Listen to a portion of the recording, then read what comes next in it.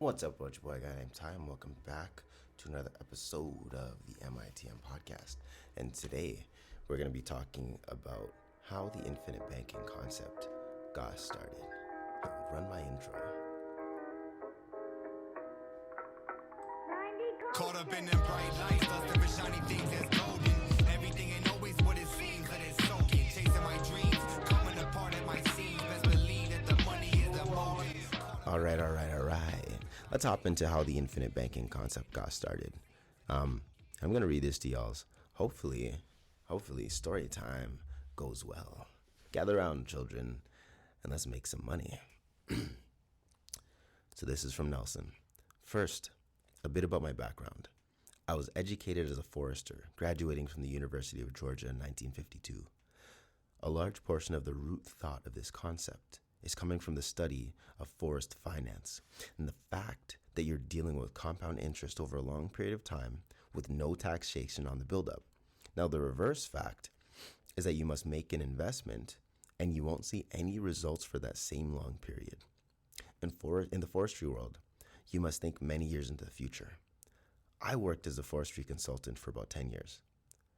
Some of it is coming from the life insurance business. I made a good living in life insurance sales for over 30 years. Knowing how dividend-paying life insurance works is an essential ingredient to it. Most people have minimal understanding of the subject, including the office personnel at life insurance companies. Now, it's strange, but very true. Lastly, it was strongly influenced by my experience in real estate. Timber is a form of real estate as well as the land on which it grows.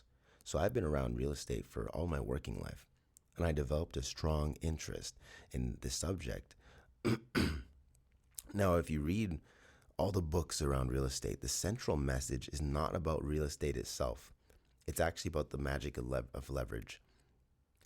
A great book to explore, if you want to know about more about the magic of leverage, is Rich Dad Poor Dad's Retire Young, Retire Rich, where he actually teaches you how to leverage in a way that is not risky.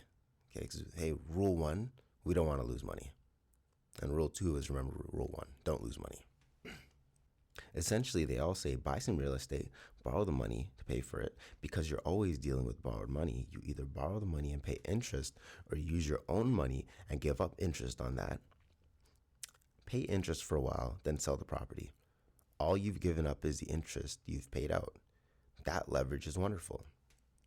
Now, this is all true as long as things are going the way the financial geniuses describe it, but they never tell you what happens when the lever goes the other way. Frankly, I made some money in the late 70s doing it that way. The geniuses explained all this to me to make it real easy. Now, there were several successful ventures in a row, and it looked like there was no end to this bonanza. I could do no wrong. The ventures got bigger and bigger, and I got more and more involved, buying a large number of acres of rural property. And then I got into real estate development. With the profits from a small parcel, my wife and I went to Europe in 1977 and spent a month. Would you believe it? I've never seen that property yet. That's so crazy. That's like my goal. I want to be able to be in a position where I don't even see the property, but it makes me bear money, you know? I never seen that property yet. And I did it all according to the book by the financial geniuses. Leverage other people's money. Just have your realtor find such a deal and attend to all the particulars for you and then sell it for you. Marvelous. There is no logical reason not to expand. And so I did. The interest rate, or prime, at the time was 8%, but you must pay 1.5% over prime, now referred to as the base rate. Because the bankers are not lending you money because you have real estate. They're doing it because they think you can make payments.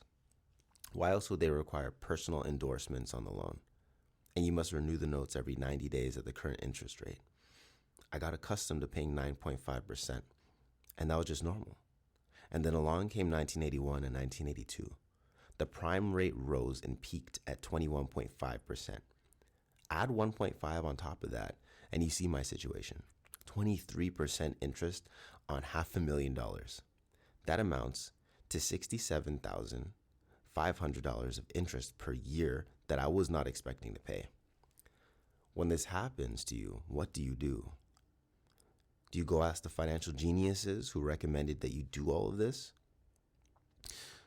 They may mumble something about selling real estate, but where do you find a fool that'll buy under those circumstances?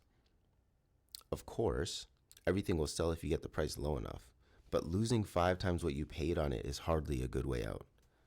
But so far, you've heard only the part of my story, or you've only heard one part of my story. The beginning of my awakening was in November 1980, when our first grandchild was born. Interest rates had begun to zoom upwards. That was Bunker Hunt's heyday. You remember him? I don't know who that is. Bunker and his brother were going to corner the silver market, and as a result, silver prices increased higher than anything, relatively speaking. Gold was up $800 per ounce, and so drug junkies started supporting their drug habits by stealing silver from homes. While my wife was visiting our new granddaughter some 60 miles away for several days, the thieves broke into our house at 3 p.m. and cleaned us out. Have you ever been burglarized? You won't believe what they can do to a house in just a few minutes. Luckily, I got to clean up the mess. If my wife had ever seen it, I don't believe she'd ever feel comfortable in the house again. 2 months later, my 52-year-old brother dropped dead from a heart attack while playing racquetball with a son. Poor selection of ancestors. Our father died at 64 from the same problem. 5 months later, our second granddaughter was born out in Hawaii. 5 weeks later, her parents discovered that the baby had cancer. Did you know that babies could get cancer? I didn't even know that. She went on chemotherapy when she was 6 weeks old. 6 months later, she went through surgery to remove the tumor on her right adrenal gland. The cancer was neuroblastoma, a very rare kind that attacks children. The lesion had involved her liver, and she had to go back to chemotherapy for several more treatments. My story has a good part, though. She's now 25 years old and is cured. We've seen a miracle. And now for the bad financial news. It was that summer that interest rates went to 23%. And there I stood owing $500,000 under those circumstances. When a number of bad things like this occur in fairly rapid succession, it can increase the quality of your prayer life dramatically. The basic idea that revealed the infinite banking concept was born over a period of many, many months, at 3 to 4 a.m. in the kneeling position praying, Lord, please show me a way out of this financial nightmare that I've created for myself. Have y'all ever created financial nightmares? Because I know that I have. It's so crazy that now I don't really have to live with them. Life is great. I'm so glad that I found this idea and found this book. The answer came back about like a baseball bat across the eyes. You're standing in the midst of everything it takes to get out, but you don't see it because you look at things like everyone else. You can get the money during these awful times at 5 to 8% from 3 different life insurance companies through policies that you own. The only thing that limits how much you can get is the same thing that they tell you at the bank when you ask how big of a check you can write. How much have you put in? If I had not been accustomed to paying very high and very large premiums, it's doubtful that I would have seen the message. Hardship often helps us to see things to which we're normally blind to. It was evident to me that I needed to increase my life insurance premiums dramatically to create a pool of cash values from which I borrowed to pay off the bankers that I owed money to. But I owed $500,000. How could I do both? Honest introspection revealed that I could revise my spending pattern. This was the starting place.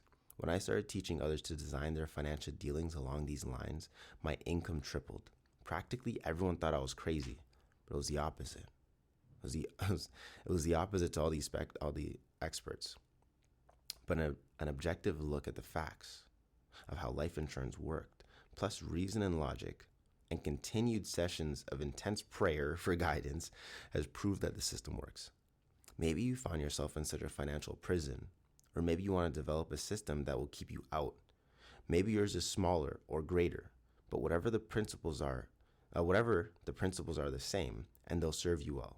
It requires understanding, and it requires discipline to implement the idea, but it can change your life dramatically.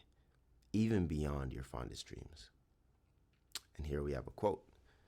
My people are destroyed from the lack of knowledge. Because you've rejected knowledge, I also reject you as my priests. Because you've ignored the law of your God, I also will ignore your children. Hosea 4:6. So that is pretty much it for how the infinite banking concept got started from R. Nelson Nash. He was in a little bit of a pickle, and I'm sure we've all suffered hardships and been in a pickle, and the plans that we decided to put forward didn't necessarily pan out the way that we thought it would, but well, here we are. I hope that y'all's got a lot of value from that today. And next time, we're going to talk about imagination. So, until then, peace. Give 'em that creme de la creme whenever